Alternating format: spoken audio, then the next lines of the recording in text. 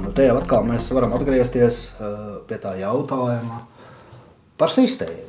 Par sistēmu, ko jau es minēju, par to, ka ja tu esi iekšā, tu tiec pie ļoti liela valsts finansējuma. Tev ir iespēja, kā saka, dienā taisīt propagandas rolīšas, tev ir iespēja veikt kampaņas, tev ir iespēja darīt daudz ko tādu, ko tiem, kas ir ārpus parlamentu, pieši nekādiem, kā saka, finansējumi netiek, ko viņi vienkārši nevar veikt.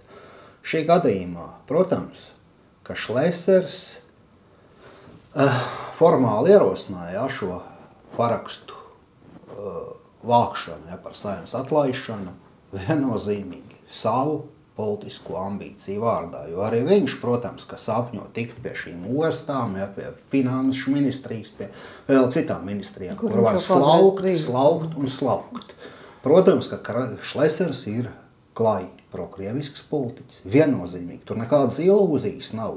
Viņš ir latviešu nacionālistiem tieši tāds pats ienaidnieks kā progresīvie, varbūt savādāk krāsots, bet tāds pats.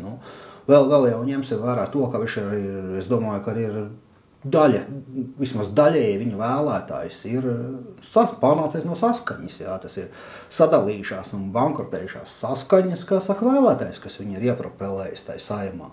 Tas arī ir skaidrs, un Šlesers mums ir pilnīgi klājš ienaidnieks.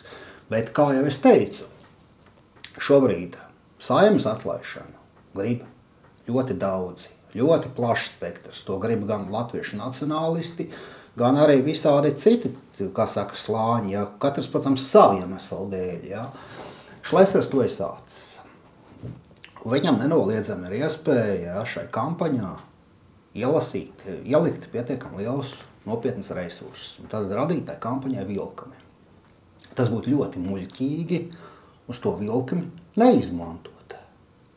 Tas būtu ļoti muļķīgi neizmantot. Kas tagad būtu, kāda būtu alternatīva? Teiksim, kādam nacionālistam pieteikt pilnīgi neatkarīgu citu, kā saka, likuma projektu par Saeimas atlaišanu. Kas tad būs? Mēs taču nespēsim pacelt, kā saka. Mums nebūs, kā saka, tie 100 000, ko tur ielikt iekšā tajā kampaņā. Šlesers to ir sācis, viņam šobrīd aizgājuši. Šobrīd jau ir parakstījušies 2 nedēļu laikā vairāk par 30 000 cilvēku, un mums kopā ir jāsavāc 155 000. Es teicu, tas maģiskais cipars. Kas tie būs, un kas viņus savāks, nav būtiski rezultāts. Un es nedomāju, ka visi tie ļoti nacionālie cilvēki, kas tiešām ienīst šos te progresīvos un šo vienotības mafiju, ka viņi pēc tam vēlēšanās nobalsos par Šleseru. Protams, kā nē. Un ja mēs atlaidīsim, kā saka, Saeimu, mēs parādīsim, ka mēs to varam izdarīt, bet tas es nedomāju, ka Šleseram tas dos kaut kāds baigos bonus. Es galīgi neticu.